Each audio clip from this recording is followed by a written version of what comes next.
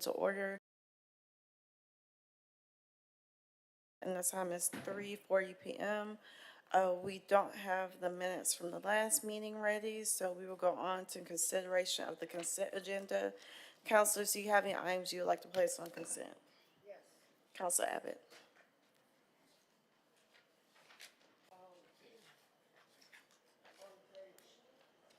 On page 2, I would like to add item 6.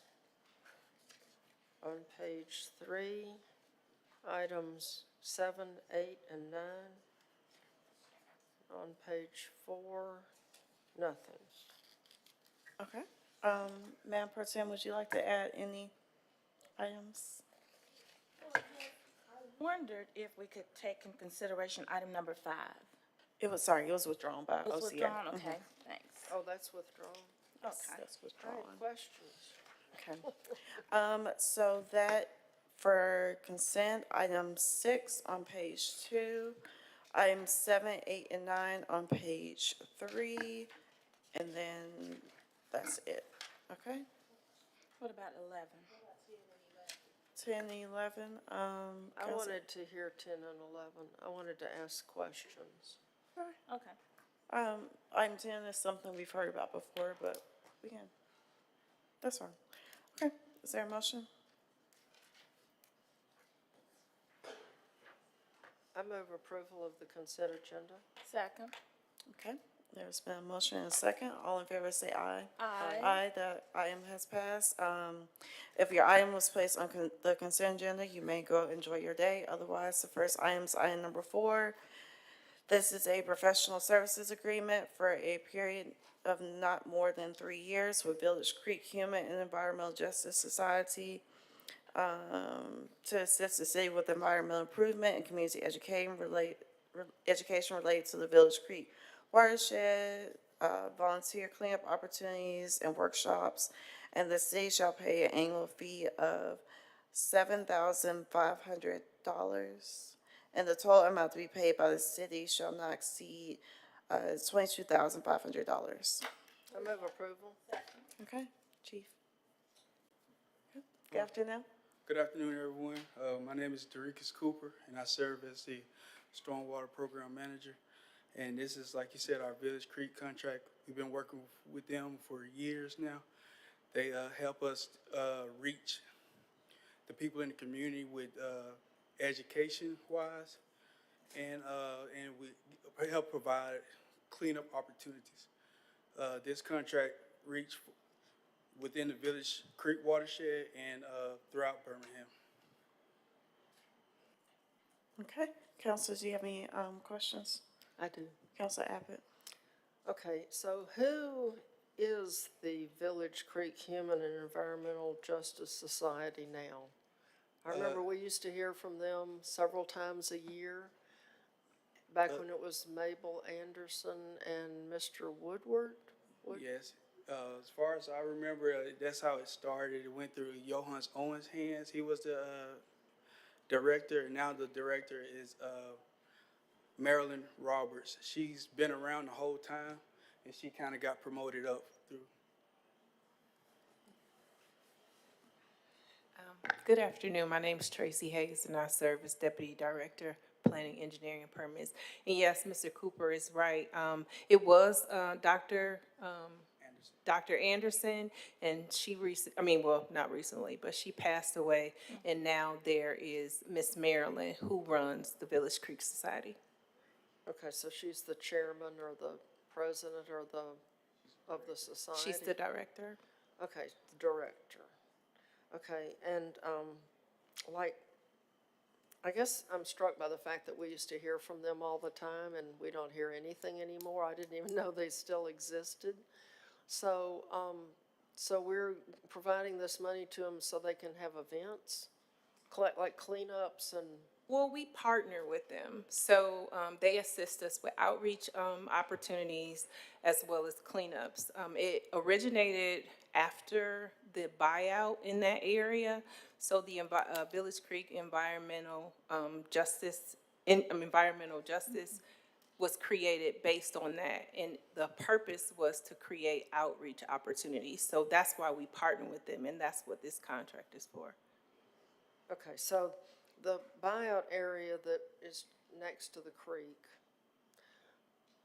is anything happening with it? Like, the city had a plan at one time to do something with that property. Is this group involved with that? She's actually sits on that committee that we're looking at, but there was a Village Creek master plan, and we have since looked at it and revamped it, and that's what we're in the process of doing now. Okay, thank you. Well, I just wanted an update because it seemed like this had been silent. Like there'd been nothing going on anymore, at least not as far as the council was concerned. So, thank you. Thank you. And we'll make sure, we'll have Miss Marilyn come and present and tell you exactly what she's doing, but we can follow up with her. Yeah, it'd be nice to know, because I used to go out to their cleanups and then, and of course, Ms. Anderson and Mr. Woodward, they were very enthusiastic. Yes. So we saw them a lot. Yes. But anyway, this is good. All right, thank you. Thank you. Okay, Madam Pro No Tem? questions. No questions, I don't have any. Okay, well, there's been a motion and a second. All in favor say aye. Aye. The item has passed. Thank you. Next item is item number 10. This is to amend the grants fund budget for the fiscal year ending June 30th, 2025 by appropriating $1 million to community development from HUD for Birmingport Infrastructure Project for award received. Move the item. Second. Okay? Chief. Thank you, Madam Chairman. Please allow Mr. Datcher to speak on this, Smith. Give him 3 minutes to talk about this project funding agreement that we have for a master plan for Ainsley Works and Birmingham Infrastructure. 3 minutes. Thank you, Chief Mitchell. Good morning, good afternoon, Council. We are very pleased that Senator Katie Britt provided us with a $1 million direct appropriations to create a master plan for the Birmingport and Ainsley Works project. Currently, we're only at about 5% capacity out there, which generates about a $128 million economic impact, 150 direct jobs, 1,500 indirect jobs. But if we're able to maximize that right now, and we're able to find a way to include the 600 acres of Ainsley Works that we're working with U.S. Steel on, we think that we can begin to really maximize this opportunity and take it to full scale. Right now, SIPCO, U.S. Steel, CMC, a few other folks are the ones who are primarily using it.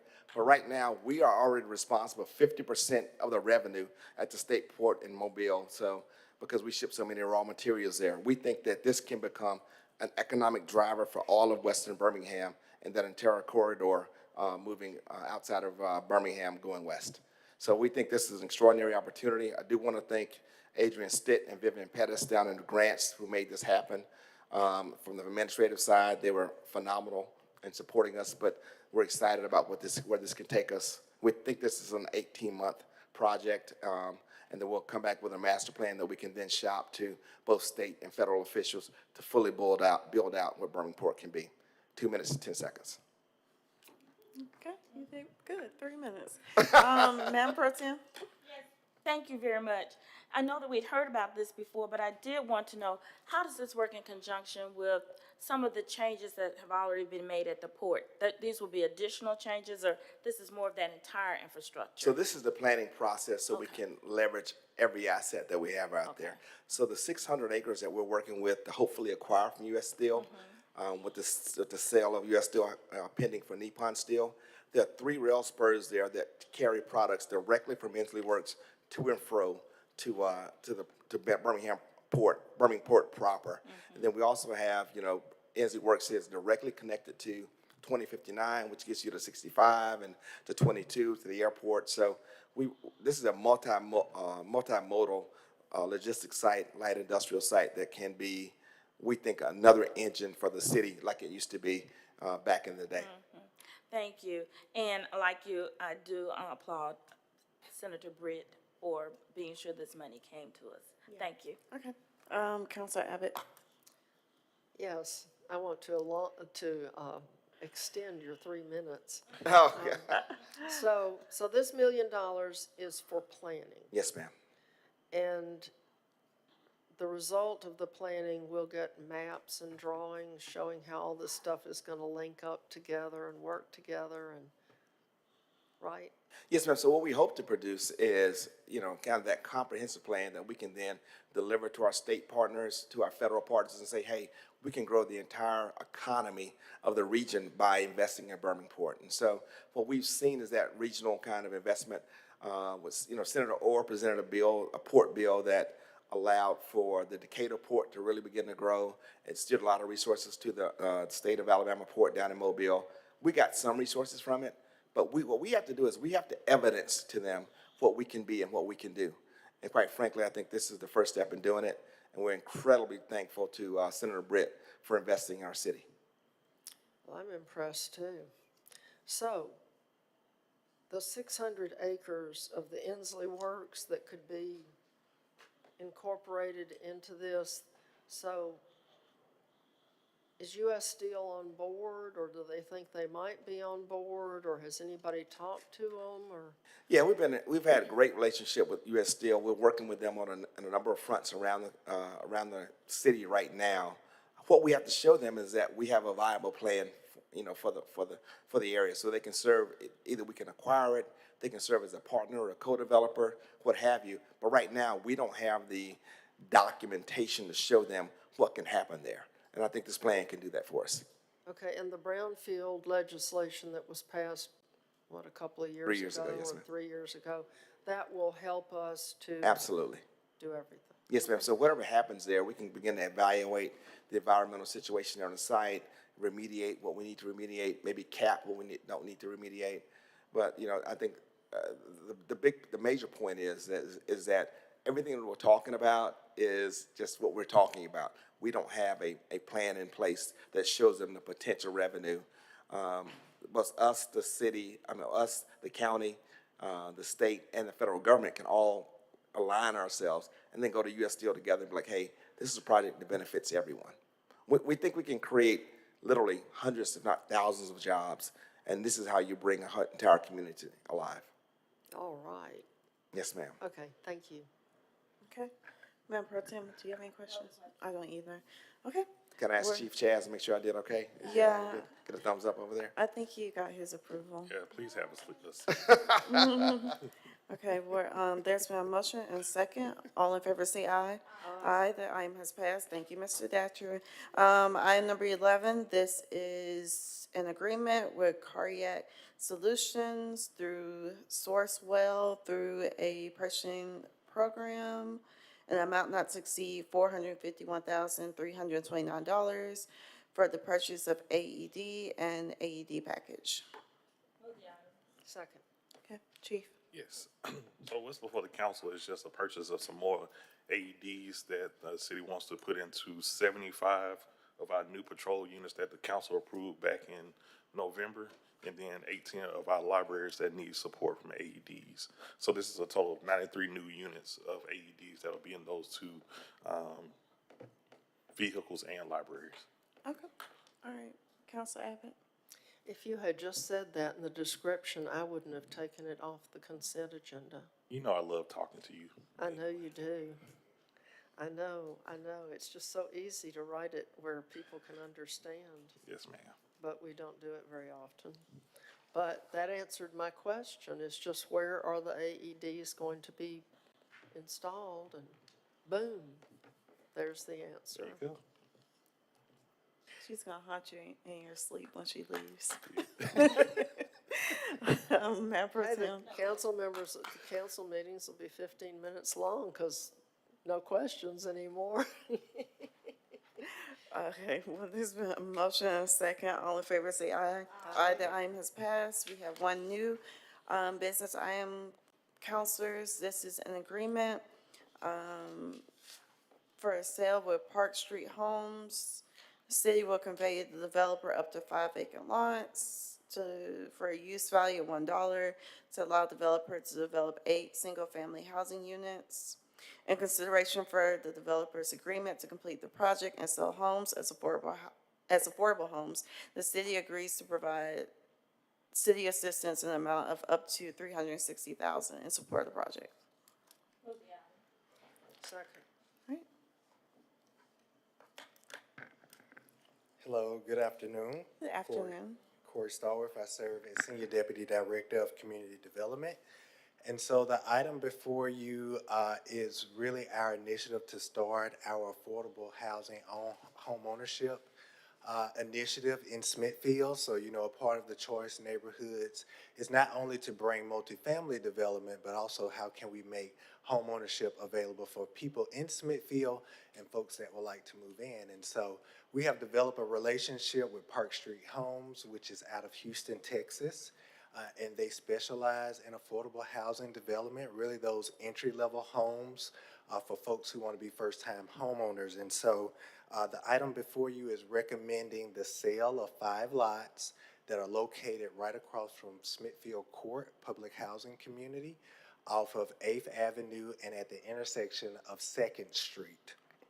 And so this development will consist of, I think we have some handouts that Ms. Rawls can provide for you to kind of give you some visuals of the design layout. But this development will consist of about 8 houses there. There'll be 3-bedroom, 2-bath homes that'll be located there. The proposed sales price is $215,000. The developer is requesting a subsidy from the city in the amount of $360,000 to support this development. The total cost of the development is around $1.7 million. And so our $360,000 contribution will be right around $45,000 a house to support the gap funding needed to construct that home.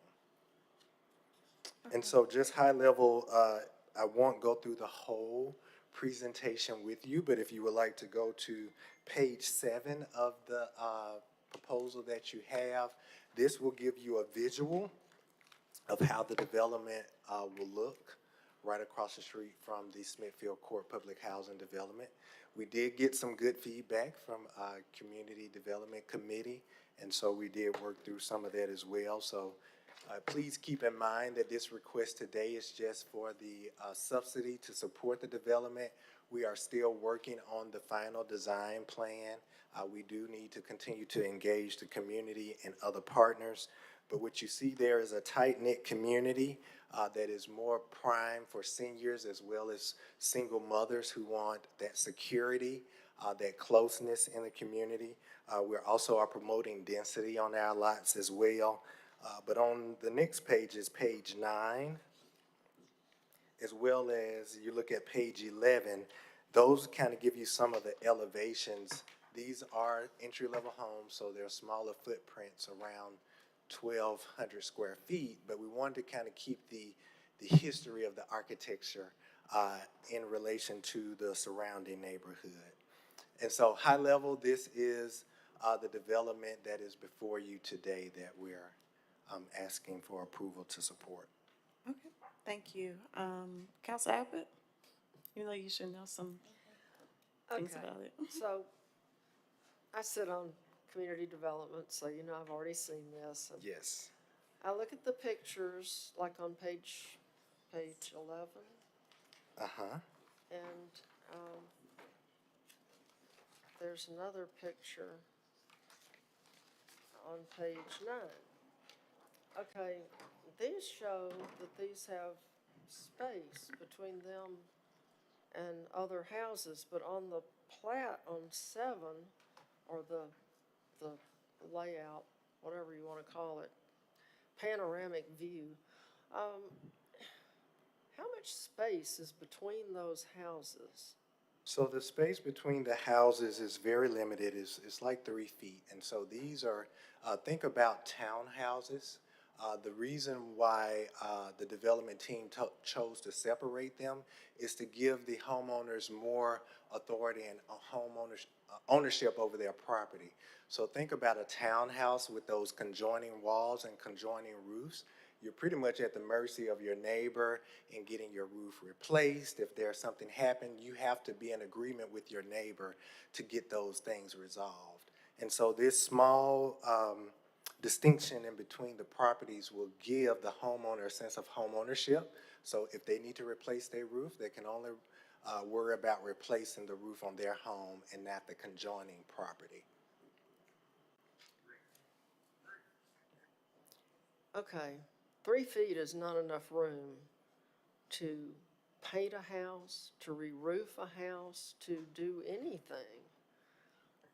I don't see how this is gonna work. I realize you're not asking us to look at the design, but if my house was 3 feet from my next door neighbor's house, I would wonder how maintenance and any work that you wanted to have done would get, you couldn't even put a piece of scaffolding in there. So the distance between the houses were actually designed based on getting scaffolding in between those properties for maintenance of the gutters, maintenance of the sidewalls and the roof, as well as they're 1 story, so you wouldn't need a tall ladder to get in between there to do any maintenance. But for a small community that will have an HOA, we just want to be sure that people had autonomy over their property and really didn't have to rely on anyone else to do what they needed to do to maintain their lot. Okay, so I'm thinking about the zone districts that we have in the city of Birmingham, and I don't know any that have a 1.5 foot setback. Because each house would get half of the 3 feet, right? So they're gonna split the 3 feet between the houses. Well, we don't have a zone district for that. So Unless this is, this is like, oh, I don't know. So what zone district is this gonna be? so this will be zoned similar to how the city zoned a lot of our townhouses. And so there's instances of this on Red Mountain where there are waivers for these type of things for a more dense community. And so this is more dense, not your traditional single-family detached house with a side yard and a rear yard. Okay. It's weird, but I'm sure you'll get it done. I don't have any more questions. Okay, Madam Pro Tem? Yes, thank you very much. Going back to the, excuse me, the 360,000. Yes. Will this be used for down payment assistance, or is this to help with the construction cost? This will be the construction cost. So the developer identified 45,000 around the house that they need to finish the construction, and so this will support that, as well as these homeowners can apply for our down payment assistance program and get additional $10,000 to support them getting into the home. Okay, and is this, you said this is an average price of 215,000? Yes, So are that's there- going to be our average price. We're really going to try to stick at that threshold and not really be above that. Okay, and just for my own clarity, they will not be sharing, they will not share a wall? No, they will not share a sidewall. Okay.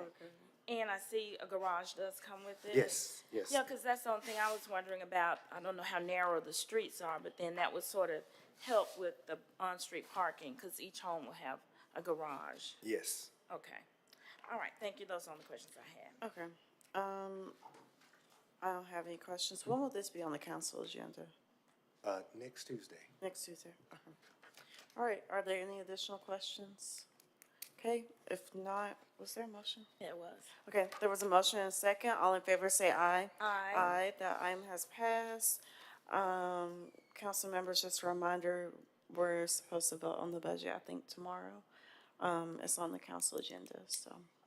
Okay, is there a motion for adjournment? So moved. Second. All in favor say aye. Aye.